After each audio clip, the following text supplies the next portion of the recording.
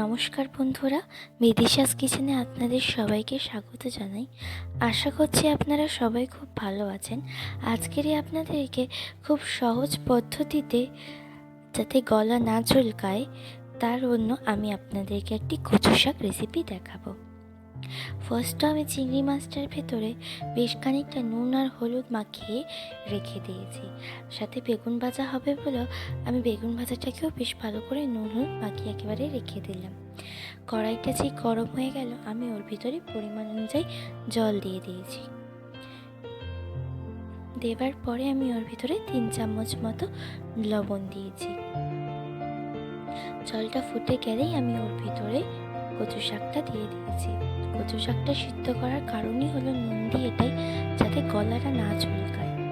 বেশ ভালো হয়ে গেলেই আমি যে দেখলাম যে কচু শাকটা কমে গেছে, সে সময় আমি খুন্তি দিয়ে একটু নেড়ে দিলাম যাতে নিচেরটা ওপরে উঠে যায়, ওপরেরটা নিচে নেমে যায়, যাতে ভালো করে জিনিসটা সিদ্ধ হয়ে যায়। তারপরে বেশ ভালো করে নাড়াচাড়া করার পরে আমি দেখে নিলাম যে আমার জিনিসটা বেশ ভালো করেই হয়ে গেছে।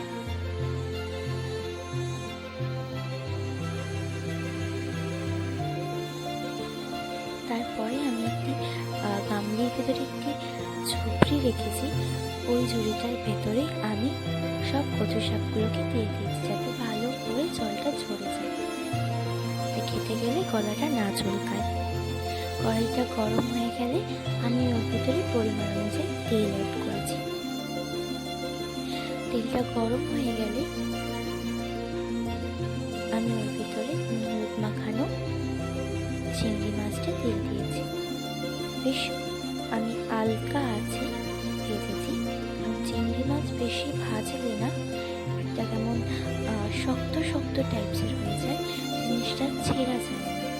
আমি বেশ ভালো করে চিংড়ি মাছটা একটু গোল্ডেন ফ্রাই করে আমি একটু বাটিতে নামিয়ে নিয়েছি। তেলটার ভিতরে প্রথমে পেঁয়াজ দিয়েছি, দেওয়ার পরেই আমি ফোড়নগুলো দিয়েছি। কিছুটা লঙ্কা দিয়েছি, দুটো পেঁয়াজ দিয়েছি, তেজপাতা,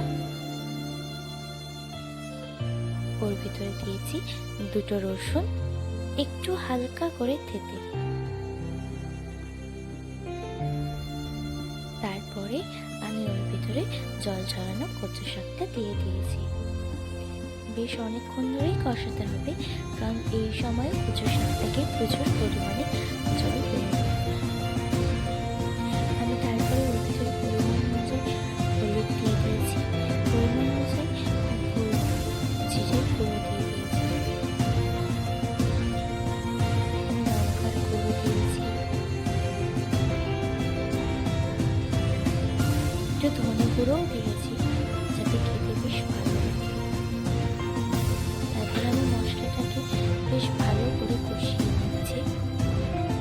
দেখতেই পাচ্ছি কচু শাকটা এখন একটু জল জল ভাব আছে, আমাদেরকে এটা কষিয়ে যেতে হবে।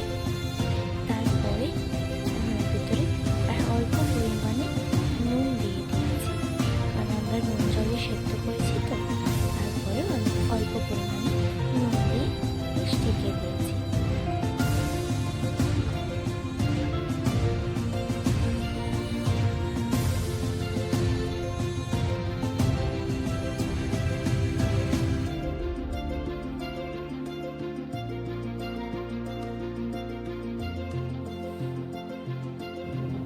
তারপরে আমি ঢাকনাটা তুলে নিয়েছি, দেখলাম কচু শাক থেকে এবারে একটু জলটা কমেছে।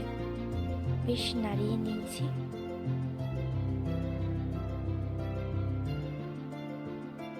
নাড়তেই থাকতে হবে, তাহলে কড়াইয়ের গায়ে লেগে যাবে।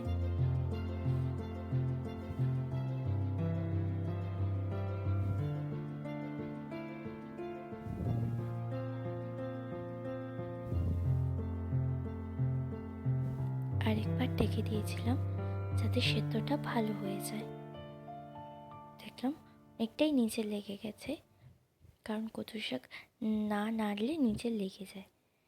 তা আমি বেশ ভালো করে আর একটু ভালো করে নেড়ে নিয়েছি, ভালো করে নেড়ে নিচ্ছি।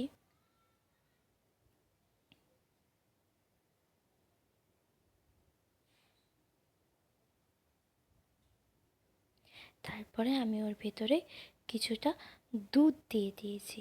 অনেকে নারকেল দেয়, আমি এখানে আমার বাড়িতে নারকেল ছিল না বলে দুধ দিয়েছি। দুধ দিলেও জিনিসটা বেশ ভালোই খেতে লাগে, আপনারা একবার বাড়িতে বানিয়ে দেখবেন। আর বাটিতে যেটুকুনি দুধ ছিল আমি তার ভেতরে একটু জল মিশিয়ে আমি ওর ভেতরে দিয়ে দিয়েছি। বেশ ভালো করে যখন জলটা শুকিয়ে গেছে কচু শাকের, তারপরে আমি ওর ভেতরে দিয়ে দিয়েছি চিংড়ি মাছ। আরও কিছুক্ষণ ঘেটে নেওয়ার পরে আমি ওর ভেতরে স্বাদ অনুযায়ী চিনি দিয়ে দিয়েছি। নারকেল দিলে হয়তো আর চিনি দিতে লাগলো না, কিন্তু নারকেলটা নেই বলেই আমি চিনিটা ওর ভেতরে দিয়েছি। কচু শাকটা হয়ে গেছে বন্ধুরা, আমি তারপরে বাটিতে তুলে নিয়েছি। শুধু কি কচু শাক খেলে হবে? তারপরে আমি খানিকটা জল দিয়ে বেশ কড়াইটাকে পরিষ্কার করে নিয়েছি। নেওয়ার পরে আরও বেশ খানিকটা জল দিয়ে আমি কিছুটা ডাল সেদ্ধ করতে দিয়ে দিয়েছিলাম।